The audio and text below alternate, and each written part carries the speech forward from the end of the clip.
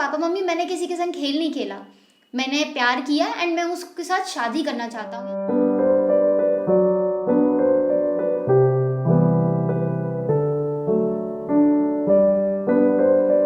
Hey guys and welcome back to my channel. आज हम शुरू करने जा रहे हैं आप बीती का चैप्टर नंबर 2 और आज का जो टॉपिक है वो है lack of maturity in love के ऊपर। You can say immaturity in love. दोस्तों, उससे पहले मैं जानना चाहती हूँ आप लोगों से कि आपके लिए प्रेम की परिभाषा यानी लव की डेफिनेशन क्या रही है। प्लीज़ मुझे कमेंट करके ज़रूर बताइएगा। बट उससे पहले मैं आपको बताती हूँ कि मेरे लिए प्रेम की परिभाषा क्या रही है। मैंने बहुत सालों पहले दुर्जॉय दत्ता और निकिता सिंह की एक नॉवल का टाइटल पढ़ा था एंड वो टाइटल कुछ ऐसा था कि जिसकी वजह से मेरी लाइफ ना बहुत ज़्यादा चेंज हो गई, यू कैन से। टाइटल था if it is not forever then it is not love. कहते हैं ना कि माँ इज इक्वल टू लव और you can say love is equal to माँ। ऐसा क्यों बोला जाता है आपको पता है? क्योंकि एक बच्चा जब पैदा नहीं होता, जब डे 1 से मदर एक बच्चे को कंसीव करती है एंड टिल द टाइम उसकी डिलीवरी तक वो उस बच्चे की शक्ल को नहीं जानती, उसके रंग रूप को नहीं जानती। वो नहीं जानती बच्चा काला होगा, गोरा पैदा होगा, फिजिकली फिट होगा कि नहीं, मेंटली फिट होगा कि नहीं।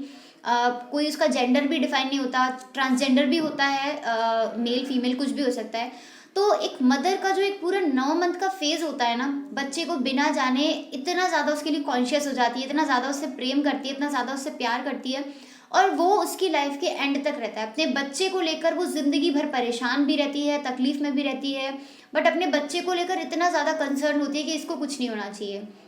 बच्चे मम्मी को घर से बाहर निकाल देते हैं, परेशान करते हैं, टॉर्चर करते हैं, अब्यूज़ करते हैं, बहुत परेशान करते हैं। बट एक माँ का जो दिल होता है ना, वो हमेशा दुआ ही देता है कि मेरा बच्चा खुश रहे, कुछ भी हो, मैं कैसे भी रह लूँगी, मैं जीऊँ मरूँ कुछ भी हो, बट मेरा बच्चा ठीक होना चाहिए। इसीलिए बोला जाता है कि माँ ही एक ऐसा प्राणी है जो कि खुद से ज़्यादा अपने बच्चे को प्रेम करती है एंड बच्चा कैसा भी रिएक्शन दे, जिद्दी हो, बदतमीज़ हो, गुंडा हो, मवाली हो, कुछ भी हो, बट माँ का जो दिल होता है ना, वो हमेशा उसके लिए तड़पता रहता है, हमेशा उसके लिए धड़कता रहता है। इसीलिए मुझे ऐसा लगता है कि अगर जो फीलिंग चेंज हो जाती है ना, तो वो प्यार नहीं होती। मैंने बहुत से लोगों को कहते सुना है कि हम 5 साल रिलेशन में थे, 10 साल रिलेशन में थे and then we got separated, but प्यार था। तो मैं आपको बता देती हूँ दोस्तों, वो प्यार नहीं था। आप बोलोगे कि अरे यार ऐसे बोल रही है, इसको बड़ा ज्ञान है, इसको बड़ा एक्सपीरियंस है, बट मैंने बोला ना कि अगर जो फीलिंग चेंज हो जाती है किसी भी पॉइंट पे आके, चाहे 20 साल 30 साल, किसी भी पॉइंट पर आकर वो फीलिंग अगर चेंज हो जाए तो समझ जाना कि वो कभी प्यार था ही नहीं। हमेशा उसको प्रेम से, लव से एक स्टेप पीछे ही समझना कि यार वो वहाँ तक नहीं पहुँच पाया, बट वो प्यार तक नहीं पहुँच पाया। क्योंकि जब आप किसी से प्यार में होते हो, वो कितना बदतमीज़ हो, कितना बुरा हो, आपके संग उसने कितना गलत किया हो, कुछ भी हो, बट वो फीलिंग कभी चेंज नहीं होती। आप उस पर्सन के लिए सारी चीज़ें करने के लिए तैयार होते हो एंड आपको रिवर्स में उतना मिले चाहे ना मिले, आपको कुछ भी सुनने के लिए मिल जाए उसकी साइड से, नेगेटिव मिले, पॉजिटिव मिले, कुछ भी मिले, बट आपकी जो फीलिंग है वो कांस्टेंट रहे, वो कभी भी चेंज ना हो, कितना भी कुछ भी होने के बाद, तो समझ जाना कि वही सच्चा प्यार। तो आज के वीडियो में हम बात करेंगे कुछ ऐसे ही रीजंस के बारे में जिसमें कि ये जो लैक ऑफ मेच्योरिटी वाला जो फैक्टर है वो देखने के लिए बहुत ज़्यादा मिलता है। सबसे पहला जो पॉइंट आता है वो यही आता है कि that you are not ready but you wanted to do it. Like आप रिलेशनशिप में आने के लिए रेडी नहीं हो, बट आप एक चांस ले रहे हो, आप एक ट्राई मार रहे हो कि यार देखता हूँ, चल गया तो चल गया, नहीं चल गया तो चलो बैकअप है मेरे पास, निकल लूँगा यहाँ से, तोड़ दूंगा दिल सामने वाले का और बस निकल जाऊँगा। तो don't do it for your fun. आप अपने मज़े के लिए या फिर एक चांस लेने के लिए ऐसी चीज़ों में मत इन्वॉल्व हो। चांस लेना है ना तो ऐसे लो कि यार कमिट करने से पहले मैं कुछ चीज़ों को सॉर्ट आउट कर लेता हूँ या मैं उसको समझने की कोशिश करता हूँ कि यार देख लेता हूँ कि मैं इसके संग कंपैटिबल हूँ या नहीं हूँ। उसको हाँ बोलने से पहले तब तक वो चीज़ें समझ में आती हैं कि हाँ आपने एक अच्छे से एक बहुत ही पॉजिटिव डिसीजन लिया है, कि आपने समझदारी से काम लिया है इसमें। But if you are doing it for your fun, if you want to try something, बहुत सारी चीज़ें यार लाइफ में करने के लिए, वो सब करो, बट इन सिचुएशन में ट्राई चांसेस नहीं होते हैं। आप अच्छे से समझो, एनालाइज करो कि यार मैं कंपैटिबल हूँ किसी के साथ, जस्ट गो फॉर इट, बहुत अच्छा जाएगा, बहुत अच्छा चलेगा। एंड हर रिलेशनशिप में लड़ाइयाँ होती हैं यार, हर सारे रिलेशनशिप्स में नौटंकियाँ होती हैं, ड्रामे होते हैं, सब होता है, बट एट दी एंड अगर आप लोग साथ हो तो समझ जाओ कि आप एक सही जगह पर हो एंड वहाँ पर टिके रहो। इसी के साथ जो हमारा सेकेंड रीज़न है वो है पेरेंट्स के प्रेशर के ऊपर, यू कैन से पेरेंट्स का इन्फ्लुएंस बोल सकते हो आप। क्योंकि ऐसा अक्सर देखा जाता है, जिन बच्चों को ना ज़्यादा दबा के रखा जाता है वो सबसे ज़्यादा छटपटाते हैं, वही ऐसे गंदे चीज़ों को अंजाम तक पहुंचाते हैं।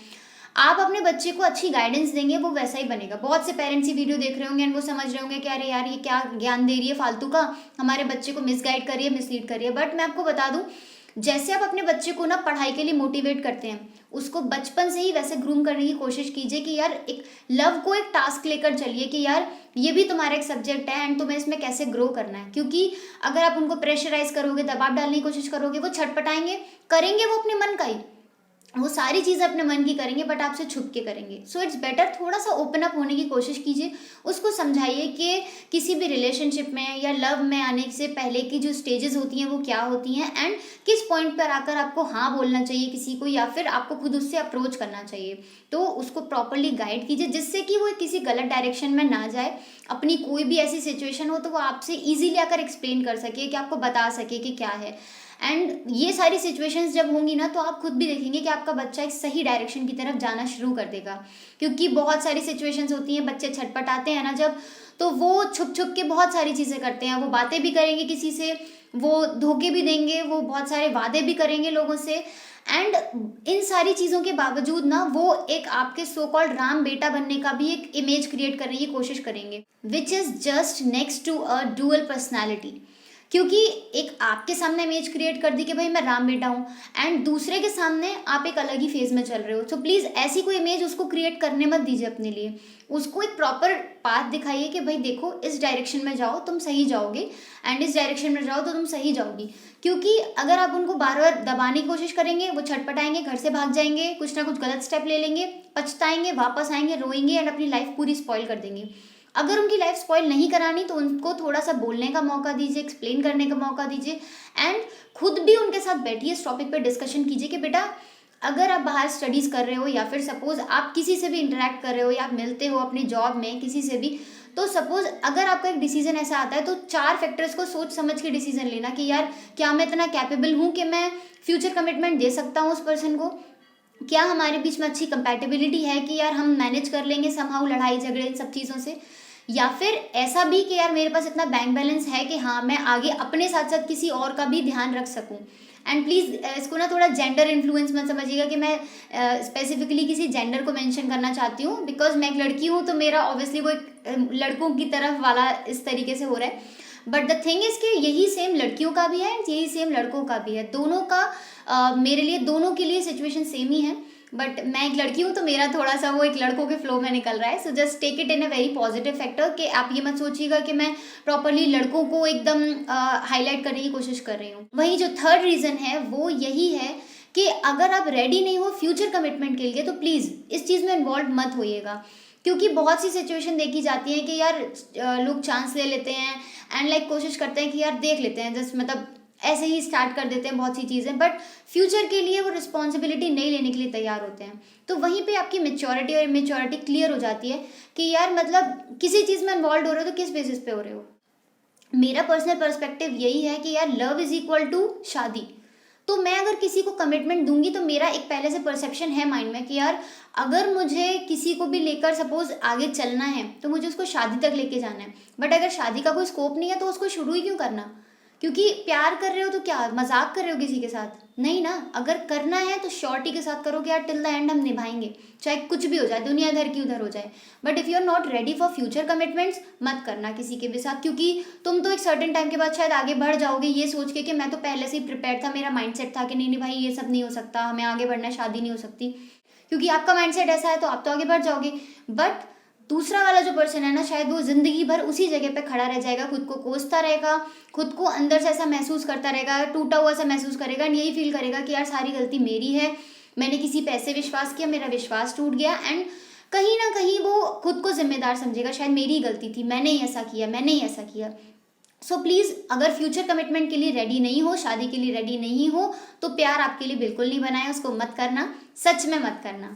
इसी के साथ मैं आपको एक रीज़न और बताती हूँ। जो लोग ना पहले से एक मेंटेलिटी लेके चलते हैं कि यार धोखा करना ही करना है, या लाइक आवारा टाइप के से होते हैं ना, जिनके लिए फीलिंग्स मैटर नहीं करती, उनके लिए बस ये है कि यार आए रिलेशनशिप में फंसे, दूसरे को फंसाया एंड देन निकल लिए। तो उन लोगों को भी मैं यही एक वार्निंग समझ लीजिए यार, यही समझ लीजिए कि मैं उनको एक बहुत अच्छी चीज़ बताने वाली हूँ कि यार अगर गलत करोगे ना तो गलत भरोगे।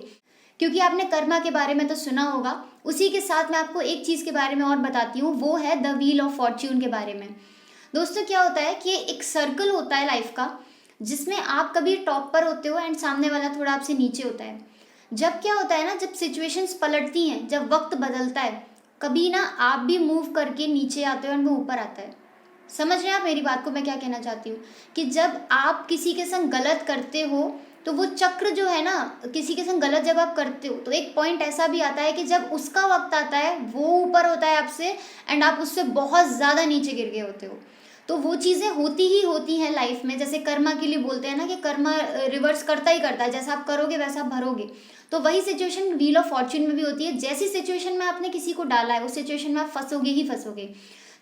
ऐसे धोखेबाज, फरेब और इन सब चीज़ों से थोड़ा बाहर निकलिए, थोड़ा ग्रो करिए, थोड़ा समझने की कोशिश करिए कि यार लाइफ का क्या पर्पज़ है। ज़रूरी नहीं है कि यार आप पढ़े लिखे हो तभी आप इन चीज़ों को समझो। कुछ चीज़ें ना, कुछ ऐसी फीलिंग्स होती हैं जो कि पढ़ाई लिखाई से नहीं आती, वो सिर्फ और सिर्फ आपके माइंडसेट, आपके मेंटालिटी से आती हैं। So just change your mentality and प्यार को प्यार की तरह लो यार। अगर आपने अभी तक पैडमैन नहीं देखी ना, तो आई पर्सनली रिकमेंड यू कि प्लीज़ जस्ट गो एंड उसको ज़रूर देखिएगा। पैडमैन एक ऐसी मूवी है, आपको समझ में आएगा कि यार एक हस्बैंड का एक वाइफ के साथ कैसा रिलेशन होता है एंड वो उसको केयर या कंसर्न दिखाने के लिए किस हद तक जा सकता है। And not only this, toilet एक प्रेम कथा एज वेल, आप वो भी ज़रूर देखिए। हमेशा ध्यान रखना, जब भी आप किसी रिलेशनशिप में एंटर हो रहे हो ना, तो समझ लेना कि वो डिसीजन जो है वो दो लोगों का है। तो जब इसको एंड करोगे ना, तो उसमें भी दोनों का प्रॉपर कॉन्ट्रीब्यूशन होना चाहिए। लाइक आप मूव ऑन करना चाहते हो, सामने वाला नहीं करना चाहता, आपको उसको भी कंसीडरेशन में लेके चलना है। नॉट बिकॉज कि यार मेरा मन नहीं, मैंने छोड़ दिया तो इसको भी छोड़ना पड़ेगा। ऐसा नहीं होता, क्योंकि आप चले जाते हो एंड सामने वाला वहीं खड़ा रह जाता है। इसी के साथ एक चीज़ और बताती हूँ मैं आपको। ज़रूरी नहीं है कि आप फिजिकल हो चाहे नहीं हो, बट एक कहते हैं ना, एक टच होता है। सपोज किसी ने आपके हाथ को यहाँ से टच किया, एक उसका एहसास हमेशा यहाँ रह जाता है, उसके निशान हमेशा यहाँ रह जाते हैं। I am not talking about in terms of physicality only, कि ये फिजिकली किसी ने टच किया तो यहाँ पे निशान रह गया, बट जब आपको कोई अंदर से आप किसी के लिए फील करते हो ना, एंड वो जब आपका हाथ छोड़ के जाता है, तो यहाँ पे निशान हमेशा के लिए रह जाते हैं। एंड उन निशानों को मिटाना बहुत ईजी नहीं होता। So just try to understand कि यार मैं कभी भी लव में अपना डिसीजन लूँ तो एक मेच्योरिटी के साथ लूँ, थोड़ा फ्यूचरिस्टिक होके, थोड़ा सा फ्यूचर को लेके सोच के कि यार मुझे अगर किसी के साथ शुरुआत करनी है तो उसे अंत तक लेकर जाना ही जाना है। मैं मानती हूँ बहुत सी ऐसी सिचुएशंस होती हैं जहाँ शादी नहीं पॉसिबल होती है। लाइक बहुत सारे रीजंस होते हैं, पार्टनर अच्छा नहीं है, ये अच्छा नहीं है, वो अच्छा नहीं है। मैं समझती हूँ वो सारी चीज़ें, या तो उतना इन्वॉल्वमेंट शो मत करो, जस्ट टेक योर टाइम, आराम से सोचो, विचारो, देखो उसको डेप्थ में जाके। क्योंकि शुरू में तो बड़ा अच्छा लगता है यार, सब बड़ा ध्यान रखते हैं, सब बहुत पैम्पर करते हैं, बट जैसे जैसे चीज़ें आगे बढ़ती हैं ना लाइफ में, लोग पीछे हटना शुरू हो जाते हैं। अगर आपसे कोई प्यार करता है और आपसे बोलता है ना कि यार मैं आपसे प्यार करता हूँ, मैं आपके साथ हमेशा रहूँगा, मैं ज़िंदगी भर साथ दूंगा, शादी करूँगा, तो उससे बोल दो ठीक है, डायरेक्टली शादी कर लो। बट अगर वो उसके लिए रेडी नहीं है, तो उससे बोल दो ठीक है, मुझे थोड़ा टाइम चाहिए, आप मुझे टाइम दो, मुझे 5 साल का टाइम चाहिए, दे दो। जस्ट वेट एंड वॉच कि क्या वो आपका वेट करता है या कोई और पटा लेता है। इस चीज़ को देखिए, उसको समझिए एंड देन थोड़ा सा आगे बढ़िए। क्योंकि जब भी आपका ब्रेकअप होगा या आपके रिलेशनशिप का कोई भी फॉल्स डिसीजन होगा या फेलियर होगा, तो आप ये समझ लीजिएगा कि वो गलती आपकी थी, सामने वाले की नहीं थी। क्योंकि जब हम किसी पे भरोसा करते हैं ना, तो गलत हम ही होते हैं कि हमने गलत पर्सन पे भरोसा किया। सामने वाले को आप जज नहीं कर सकते, आप उसको कोई भी ब्लेम नहीं डाल सकते। गलत क्योंकि आप हो, आपने गलत डिसीजन लिया, आपने गलत पर्सन पे भरोसा किया। तो पहले अच्छे से एक भरोसा क्रिएट कर लो। बहुत से लोग हैं धोखा देने वाले लाइफ में। बोल दो भाई मुझे शादी करनी है, अगर तुम रेडी हो तो बताओ, अपने सारे फ्लॉज बता दो उसको, भाई ये गलतियां हैं, ये कमियां हैं मुझ में, कर सकते हो तो ठीक है। एंड निभाने की पूरी कोशिश कीजिए, नॉट बिकॉज कि यार मैं तो एक सीधा पेड़ हूँ, मैं तो झुकूंगा ही नहीं, ऐसे नहीं होता। थोड़े थोड़े कॉम्प्रोमाइजेज, सेक्रीफाइसेस दोनों को करने पड़ते हैं। एक गुस्सैल हो सकता है, एक शांत हो सकता है, एक झगड़ालू हो सकता है, एक उससे भी बड़ा झगड़ालू हो सकता है। बट धीरे धीरे करके अगर कंपैटिबिलिटी लानी होती है, तो थोड़ा थोड़ा सा दोनों को मैनेज करना बहुत ज़रूरी होता है। इसी के साथ मैं शेयर करती हूँ अपना एक छोटा सा एक्सपीरियंस।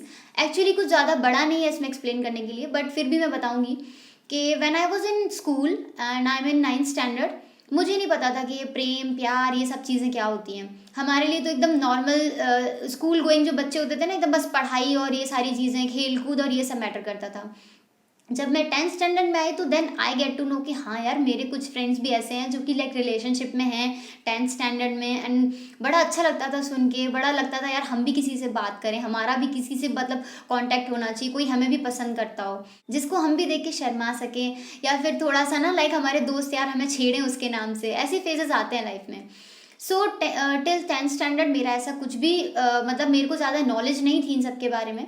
देन जब 11th और 12th का फेज़ आता है तो वहाँ तक आते आते थोड़ा सा मैंने महसूस किया कि हाँ, अब मेरे ज़्यादा दोस्त ऐसे हैं, ज़्यादातर ऐसे दोस्त हैं जो कि रिलेशनशिप में हैं एंड लाइक उनका रिलेशनशिप अच्छा चल रहा है, बड़े कमिटमेंट्स दिए हुए हैं, सब कुछ बहुत अच्छा है। बट एट लास्ट मेरे दिमाग में यही था कि that I am not ready for it. But मैं कैसे इस चीज़ को एक्सप्लेन करूँ, समझ नहीं आ रहा। हाँ, लगता है इन्फैक्चुएशन होता है तो लगता है यार हम भी किसी से बात करें, 10 दिन 20 दिन हम किसी से बात भी कर रहे हैं एंड देन हम थोड़ा सा कंफ्यूज हो रहे हैं यार क्या ठीक कर रहे हैं नहीं कर रहे हैं, देन बात करनी बंद कर दी। ऐसे फेजेस भी आते हैं सबकी लाइफ में, सबकी लाइफ में आए। गाइस प्लीज डोंट रिएक्ट कि यार मेरी लाइफ में ऐसा नहीं आया, अरे इसने तो अपनी कोई पर्सनल बात बता दी, अब हमें पॉइंट मिल गया इसको खींचने का। तो प्लीज़ ऐसी किसी भी पॉइंट को लेकर ना आप प्लीज़ उसको स्ट्रेच करने की कोशिश बिल्कुल मत कीजिएगा।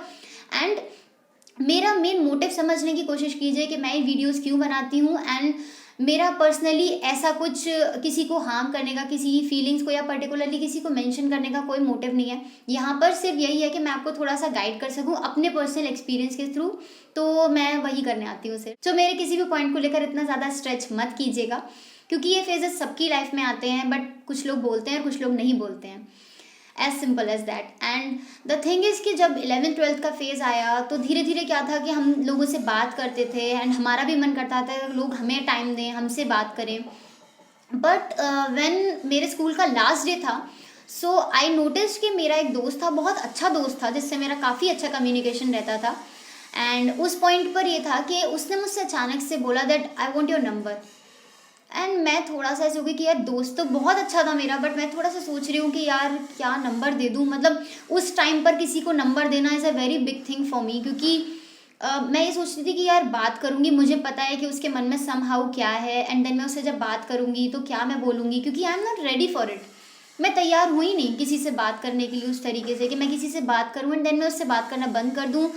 समहाउ वो मुझसे कहीं भी थोड़ा सा अट्रैक्टेड हो तो वो चीज़ों को लेके अगर सपोज बहुत ज़्यादा सीरियस हो जाता है, but I am not serious for it, तो मैं उसके लिए कैसे हाँ बोल दूँ या क्या करूँ। नो डाउट जो भी मेरा फ्रेंड था, मैं उसका नाम मेंशन नहीं कर रही, बट वो हर चीज़ में परफेक्ट था, सब कुछ अच्छा था उसके साथ। बट द थिंग इज़ कि मैं रेडी नहीं थी। सिर्फ नंबर देना एक बहुत छोटी चीज़ है आज की तारीख में, बट द थिंग इज़ कि उस टाइम पर मेरे दिमाग में यही था कि यार मुझे पता है कि हमारे बीच क्या बात होनी है, एंड मैं ये भी जानती हूँ that I am not ready for it. मेरे लिए जैसे मैंने मेंशन किया कि लव इज़ इक्वल टू शादी, तो उस पॉइंट पे कि स्कूल से निकलने के बाद अभी तो कॉलेज जाना है यार, कॉलेज के बाद जॉब करना है, एंड जॉब के बाद फिर देन तभी एक डिसीजन पे पहुंच, अभी एक बहुत लंबा सफ़र पड़ा हुआ है। एंड क्या पता मैं कॉलेज में कहाँ एडमिशन होता है मेरा, मैं कहाँ जाती हूँ, मेरी जॉब कहाँ लगती है, एंड ओवरऑल मेरे पेरेंट्स की मेंटालिटी मेरी शादी को लेकर या मेरे रिलेशनशिप्स को लेकर क्या रही। एंड उन सब चीज़ों को जज करने के लिए मैं वहाँ से एकदम ब्लैकआउट हो गया मेरे को सब कुछ, एंड मैं वहाँ से जस्ट निकल आई। उस दिन से मैंने उसको काफ़ी अवॉइड किया, मैंने उससे बातचीत थोड़ा सा इग्नोर करना शुरू किया, उससे बात नहीं की। आगे की situation I don't think so story बताने लायक है, क्योंकि मुझे लगता है यहीं तक का जो एक टॉपिक था वो बहुत सही था आपको एक्सप्लेन करने के लिए कि यार मैं मेच्योर नहीं थी उस टाइम पर, एंड मैंने एक बहुत ही पॉजिटिव डिसीजन लिया and I decided not to talk to him. And क्योंकि समहाउ जब आप किसी से बात करते हो तो आप अट्रैक्टेड महसूस करते हो, आप आगे बढ़ने की कोशिश करते ही करते हो, बट वो चीज़ फेल हो जाती है क्योंकि आपका फ्यूचर जो है वो आपको पहले से ही पता है कि यार वहाँ तक चीज़ें नहीं पहुँचेंगी, वो एक्सीड हो ही नहीं पाएंगी। And when it came to यार कॉलेज में आ गए हैं, अब लाइक जॉब में भी हैं, एंड अब हम एक डिसीजन ले सकते हैं, तो उस पॉइंट पर आकर अगर आप अपने पेरेंट्स को भी आकर किसी चीज़ के बारे में एक्सप्लेन करोगे या बताओगे या समझाओगे तो डेफिनेटली वो समझेंगे and they will accept it, क्योंकि वो आपका एक मेच्योरिटी भरा डिसीजन होगा।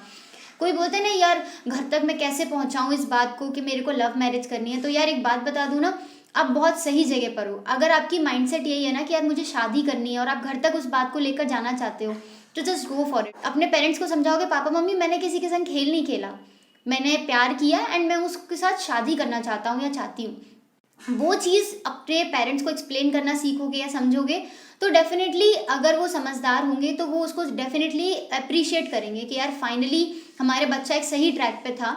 एंड मैं यंग जनरेशन के लिए यही कहूँगी कि यार आने वाले टाइम में ऐसा ही है कि आप भी अब ग्रो कर रहे हो, आपके भी बच्चे होंगे, बहुत से ऐसे फ्रेंड्स हैं मेरे जिनके बच्चे भी हैं, तो मैं यही चाहती हूँ कि कुछ ऐसी परवरिश दो यार उनको, जिससे कि ना वो समझें कि यार प्यार क्या है एंड उसको कैसे एक मेच्योरिटी के साथ एक अच्छे लेवल पर लेकर जाया जा सकता है। एंड इसका मतलब ये नहीं है कि अरेंज मैरिजेस खराब होती हैं या लव मैरिजेस बहुत ज़्यादा मतलब सक्सेसफुल हो जाती हैं, ऐसा नहीं है। बहुत से लोग अब मुझे ये भी बोलेंगे कि अरे यार ऐसे तो ना राधा कृष्ण को प्रेम का प्रतीक मानते हैं, बट उनकी कौन सी शादी हुई थी।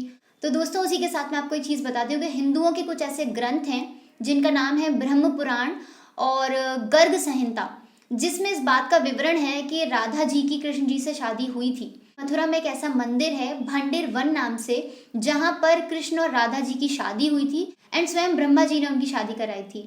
दोस्तों देखो, माने तो सब कुछ है और नहीं माने तो कुछ भी नहीं है। पूरी दुनिया में ऐसा है कि भाई नहीं उनकी शादी नहीं हुई थी, बट अगर आप मानते हो इस चीज़ को तो प्लीज़ डेफिनेटली वहाँ जाके विजिट करके आना, शायद आपकी माइंडसेट जो आपकी मेंटालिटी है वो चेंज हो जाए। अगर आप एक तरीके से एवेल्युएशन करना चाहते हो ना, तो आप समझ के देखो कि राधा जी ने कोई ऐसे बड़े काम नहीं किए, she was a goddess, but कोई ऐसा कभी आपने सुना है कि भाई कृष्ण जी के तो बहुत सारी हमने लीला सुनी है, बहुत सारी चीज़ें सुनी है कि वो क्यों इतने उनको पूजा जाता है।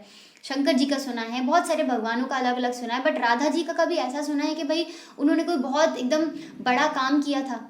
हाँ, उन्होंने एक बहुत बड़ा काम जरूर किया था और वो था कृष्ण जी से निस्वार्थ प्रेम किया था। आप ये वैल्यूएशन अपने दिमाग में जरूर रखिएगा कि राधा जी ने कृष्ण जी से सिर्फ प्रेम किया था एंड उसके रिवर्स में कृष्ण जी ने राधा जी को जो इज्जत दी, क्या आप अपने रिलेशनशिप में ऐसी इज्जत किसी को दे पाएंगे? अगर कहते हैं ना कृष्ण को पाना है तो राधे राधे बोलो, क्योंकि उन्होंने सिर्फ निश्चल और निस्वार्थ सिर्फ और सिर्फ कृष्ण जी से प्रेम किया, सब भूल कर।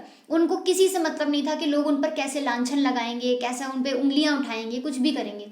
बट कृष्ण जी ने जो उनको उपाधि दी, कहते हैं ना कि एक ऐसी उपाधि कोई किसी को नहीं दे सकता, कि उनकी इज्जत की वैल्यू करते हुए उनको एक ऐसी उपाधि दे दी कि अगर कृष्ण जी को पाना चाहते हो ना तो बस राधा जी के पीछे लग जाओ, कृष्ण जी अपने आप मिल जाएंगे। वही चीज़ है, शादी हुई थी नहीं हुई थी कोई नहीं जानता, मगर क्या ऐसी वैल्यू किसी को दे सकते हो? अगर दे सकते हो ना, किसी की इतनी इज्जत कर सकते हो, तो डेफिनेटली रिलेशनशिप तुम्हारे लिए बने हैं भाई, करो, निस्वार्थ प्रेम करो और अच्छे से करो और निभाओ उस चीज़ को। मुझे ऐसा लगता है पर्सनली कि राधा कृष्ण जी की शादी हुई थी नहीं हुई थी, बट उसको इतना हाईलाइट इसलिए नहीं किया जाता ताकि आपको ये समझाया जा सके कि राधा जी ने जब प्रेम किया तो उसके पे बैक करते हुए कृष्ण जी ने उनको क्या दिया, इज्जत दी समाज में, दुनिया में। मतलब इतना राधा जी ने कोई इतना बड़ा काम नहीं किया, कोई ऐसे शत्रु नहीं मारे, कोई ऐसा उन्होंने तांडव नहीं मचाया, बट उन्होंने जो चीज़ की उसका उनको इतना अच्छा फल मिला। तो वही पॉइंट है कि अगर आप किसी के साथ अच्छा करते हो, किसी की वैल्यू करते हो, किसी को इतनी इज्जत देते हो, तो आप डेफिनेटली डिजर्व करते हो कि आपको ट्रू लव मिलेगा ही मिलेगा। बस अपने भगवान पर विश्वास रखिए, अपने ऊपर विश्वास रखिए कि जो भी आपने किया है, अगर वो गलत है सही है, उसकी जिम्मेदारी लेना शुरू कीजिए एंड एक अच्छे डिसीजन के लिए मेच्योरिटी से काम लीजिए। मैं जानती हूँ बहुत सारे धोखेबाज लोग हैं, आपने बहुत अच्छे से निभाया होगा बट उन्होंने शायद उस चीज़ की वैल्यू नहीं की, आपको छोड़ दिया, आपके संग गलत किया, बहुत सारी चीज़ें होंगी, बट सबके लिए 80% आप खुद ही जिम्मेदार हो, क्योंकि एक गलत इंसान के धोखे में आप आए, आपने किसी पे विश्वास किया, आपने बहुत सारी सिचुएशंस ऐसी क्रिएट कर दी जिसमें आप खुद ही फंस के रह गए। तो just try to understand all this and वही चीज़ है, मानो तो सब कुछ है, नहीं मानो तो कुछ भी नहीं है। When you are involve in doing something good ना, कोई भी ऐसी दुनिया की ताकत नहीं है जो आपके संग बुरा करके दिखा दे। तो अपने ऊपर ध्यान रखो एंड अपने साथ साथ दूसरे का भी ध्यान रखो। जितना ध्यान खुद का रखते हो ना, शायद उससे 1% ज़्यादा दूसरे का ध्यान रखना, जिससे कि आपको हमेशा दिमाग में रहे कि यार किसी का दिल नहीं दुखाना है, किसी को परेशान नहीं करना है, किसी को ऐसे हालात में रखकर नहीं छोड़ना जहाँ से वो कभी बाहर ना निकल पाए। क्योंकि व्हील ऑफ फॉर्च्यून, कर्मा, ये सारी चीज़ें मैं बहुत मानती हूँ एंड आप कभी इनके बारे में पढ़ोगे तो आपको भी समझ में आएगा। हम सभी की लाइफ में ऐसे इंस्टेंसेस हुए ही होंगे जहाँ पर आपको समझ में आ गया होगा कि यार हाँ मैंने गलत किया था और वो रिवर्स मेरे साथ हुआ ही हुआ है। अगर इन सबको अवॉइड करना चाहते हो तो अच्छा करना शुरू कर दो, तुम्हारे संग अच्छा डेफिनेटली होगा। सो अगर आपको वीडियो पसंद आया तो इसको लाइक बिल्कुल मत कीजिएगा एंड उसको बस किसी ऐसे पर्सन के साथ ज़रूर शेयर कीजिएगा जिसको इसकी बहुत ज़्यादा ज़रूरत हो। आपको लगता हो कि हाँ शायद किसी के अंदर इतनी मेच्योरिटी नहीं है और ये वीडियो देख के शायद थोड़ा सा वो मोटिवेट हो जाए या फिर थोड़ा सा मेच्योर महसूस करने लगे या फिर कुछ मेच्योरिटी से डिसीजन ले सके, सो प्लीज़ उनके साथ ज़रूर शेयर कीजिएगा। अपना ध्यान रखिएगा, खुश रहिएगा, खाते पीते रहिएगा, मुस्कुराते रहिएगा और कभी किसी का दिल मत दुखाइएगा। मिलती हूँ आपसे एक दूसरे वीडियो में। Till then take care and bye bye.